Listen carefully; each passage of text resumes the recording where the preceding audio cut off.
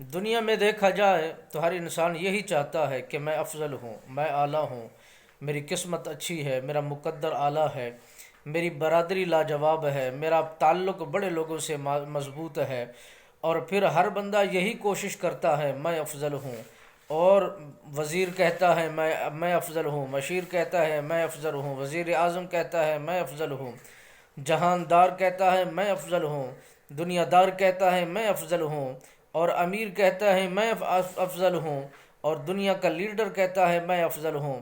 ہر کوئی یہی چاہتا ہے کہ میں افضل ہوں، میں افضل ہوں، میں افضل ہوں، مگر آئیے میرے آقا نامدار صلی اللہ علیہ وبارک وسلم سرکار کا فرمان سنیے۔ میرے آقا نامدار صلی اللہ علیہ وسلم سرکار نے فرمایا، دنیا کا ہر وہ انسان امیر نہیں ہے، اعلیٰ نہیں ہے، افضل نہیں ہے، افضل وہی ہے جو قرآن کو سیکھتا ہے، لوگوں کو سکھاتا ہے، قرآن کو پڑھتا ہے، لوگوں کو پڑھاتا ہے۔ میرے آقا نامدار صلی اللہ علیہ وسلم سرکار نے مہر لگا دی، اور اس سے بڑھ کر کوئی امیر نہیں ہو سکتا، اس سے بڑھ کر سخی زیادہ نہیں ہو سکتا، اس سے بڑھ کر کوئی زیادہ غنی نہیں ہو سکتا۔ آقا نامدار صلی اللہ علیہ وسلم سرکار نے جو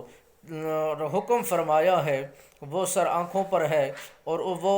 حرف آخر ہے۔ میرے آقا نامدار صلی اللہ علیہ وسلم سرکار نے فرمایا، عزتوں میں سب سے عزت والا